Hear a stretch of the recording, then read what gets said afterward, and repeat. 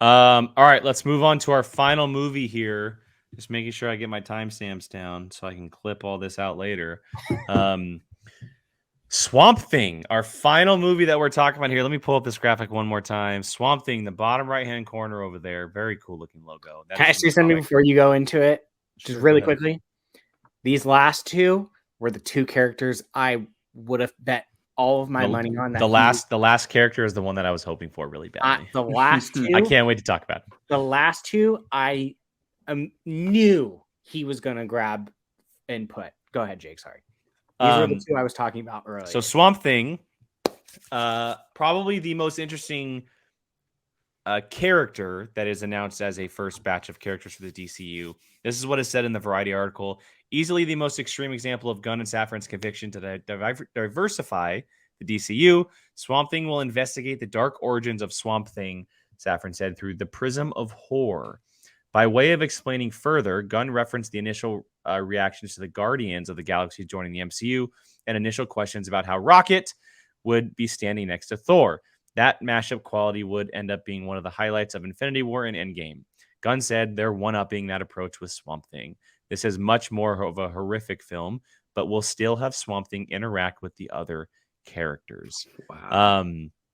So look, it's clear that they're picking and choosing these characters specifically. They're trying to touch every possible corner that they can, while also making sure that these characters will in fact interact later on at some point down the road. I love this. I think Swamp Thing is such a rich and different and cool character that needs his chance to shine. We had that TV show that CBS or CW or someone just absolutely obliterated. That they and canceled before. People actually said it was. People said it was actually really good, and they never got a chance to see it. I love this. I think this is so cool. And look, James Gunn has a horror background. That's what he's passionate about mostly. He comes from that background. It is obvious that this was going to be something at some point. Mm-hmm. So I'm all in at Swamp Thing. I think it's going to be super cool. And I can't wait to see what it looks like. Yeah, same. No, I learned a lot about Swamp Thing, honestly, from Harley Quinn, because Poison Ivy's in the show, and they can connect to something called the Green, where it's like all plant-based characters can connect that, and they could communicate through that. Like they can talk to each other. They can literally like rip the world in half if they wanted to. Like Swamp Thing's very, very powerful. And so there's so many different things you can do with that. And I think because he's that powerful, he's so tapped into the earth and all of that. I think he can play a big part in the DCU. Like, because if Earth is in trouble, like he's going to feel it. He's going to be able to sense it. Well, he's also a part of the Justice League Dark. Yeah. So, Constantine, Zatanna, Swamp Thing. Like, yeah. So I think we're going to, yeah, I'm excited for it. And look, it's a horror movie. I love that they're like announcing theatrical films for some of these characters. It's great. He's going to make this a scary ass movie. I wish it's going to be terrifying. He directed this of all of them. There's a possibility that he might. I mean, there's not. But I also wouldn't mind him getting like somebody like else. James Wan.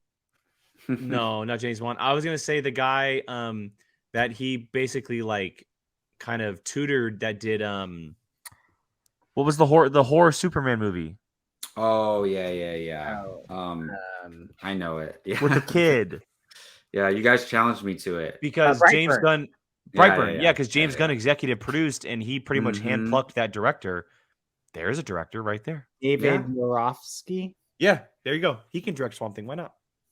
Yeah, I don't mind. I mean, as long as James Gunn, like, he's producing it, obviously, and it's not like a fake producer. It's like he's actually has hands-on, you know, work on it.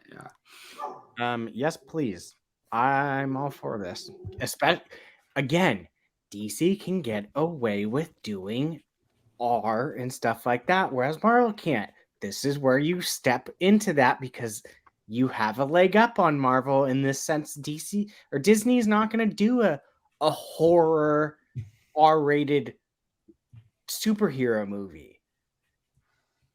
I mean, we did just get Werewolf by Night, but that's okay. But that's not R-rated horror. Deadpool 3 is coming, Brian. horror. There we go. Horror is the word I'm going. Yeah, I know, Deadpool 3 is a horror movie. Yeah. It's gonna be a horror R-rated movie just to do it, Yeah. Brian. Watch, just watch.